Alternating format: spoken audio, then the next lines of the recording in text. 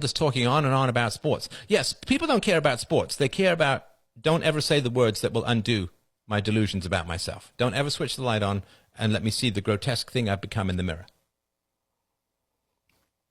People don't even care that much about politics. They're just like, let's talk about these external problems so that we don't talk about my internal horrors. God honored me in allowing me to witness that moment in my mother. She is desperately unhappy, humiliated, and hates her life. Yeah. You know, the conscience inflicts a punishment I couldn't inflict. Even on the people who've done me great harm, the punishment to me is too great. It's more than I would. I mean, I can't do anything about it, right? I can't undo the conscience. I can't undo the way that morality works in people. I can't change that any more than I can repeal gravity. This is one of the reasons I'm so desperate to get people to be honest and do good, because by God, if you've had someone you love die for 3 years straight with lung cancer, you're going to be pretty fucking passionate about people not smoking, right? I'm old enough now to have seen how all this plays out, and it is brutal. The demons that take others down, play with them in such a long, red-clawed, sharpened teeth, sadistic manner that it is a punishment. I've got my temper, but it's a punishment that I could not inflict. It is too cruel a punishment for me to conceive of. There's a line in a novel about the effects of childhood sexual abuse, and I'm not kidding about that. I did a whole podcast on this years ago. Catcher in the Rye. Catcher in the Rye is about the long-term effects of childhood sexual abuse, and the guy even says that directly.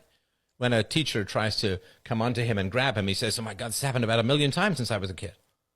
Very clearly, openly states, novel about sexual abuse. The effects of sexual abuse and its destabilizing effects on the personality. And people would just refuse to see it. They just refuse to see it. They just refuse to see it. The writer literally says this right in the book.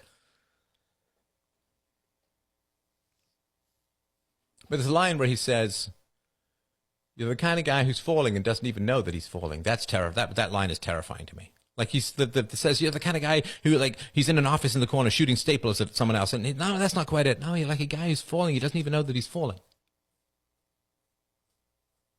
The people who are tortured but don't even know that they're unhappy will never end their torture, right? Like if you have a toothache but you're a drug addict and you can't even feel the toothache, your toothache will never get better, will rot and kill you. They're being tortured by their own conscience, but they don't even know how unhappy they are. The only way you know how unhappy they are is how angry they get at genuinely happy people.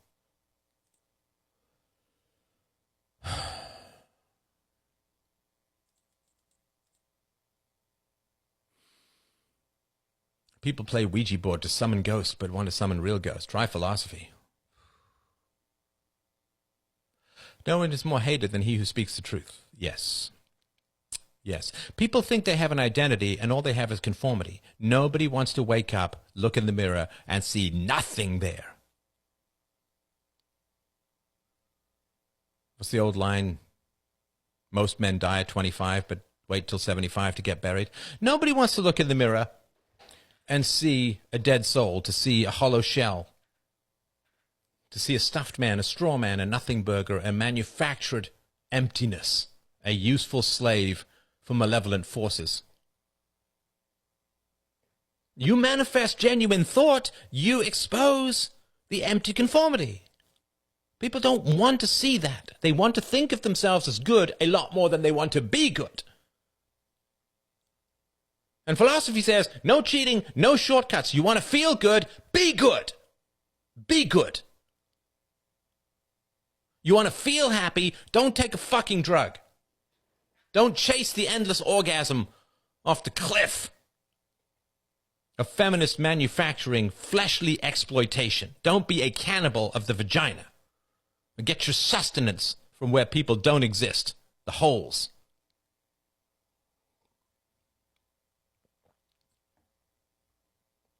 You manifest original thought, you manifest clarity, you manifest curiosity. People begin to see themselves. And there's plenty of people who will lie and say to the fat girl, you're beautiful at any size. There's nothing wrong with you. You're perfectly healthy. I'm sure it's all muscle.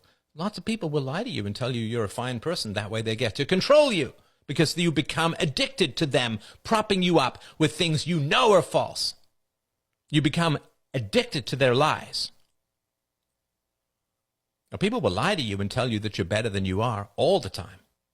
That's fundamental sophistry, mental control 101. Just tell people they're better. Tell people they're beautiful. Tell people they're wonderful. Tell people they're morally courageous and stunning and brave and noble and bleh. And that way they don't have to do shit other than believe your lies. And they get addicted to those lies, and those lies replace any genuine virtue they might have, and they're now slaves to falsehood. Slaves to falsehood. Addicted to lies. This modern culture in a nutshell. Addicted to lies. Someone comes along and tells the truth. Oof. I'm not a good person. I'm enslaved by liars. I hate who they teach me to hate. I love who they teach me to love. I have the opinions they tell me are the right opinions. And I put this flag in my bio, and I do this, and I do that, and I approve the current thing, and right? Don't exist. Don't exist.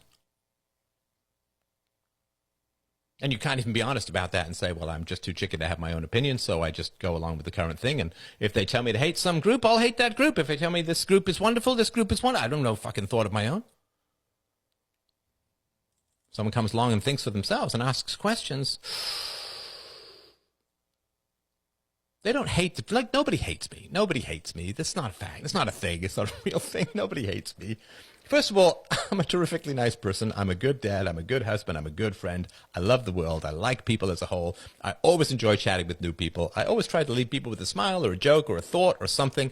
I'm a very, very nice person. There's nothing about me to hate whatsoever. Nothing about me to hate whatsoever. Honestly, I'm a really nice, positive, friendly person. I love the world, and I want nothing but the best for the people I interact with. There's nothing to hate about me. They don't hate me. They don't even hate the truth. They hate their own enslavement. Or to put it another way, the people who profit from lying to people, the people who profit from lying to others, have implanted in them a hatred of the truth teller so they can continue to profit from lying to them.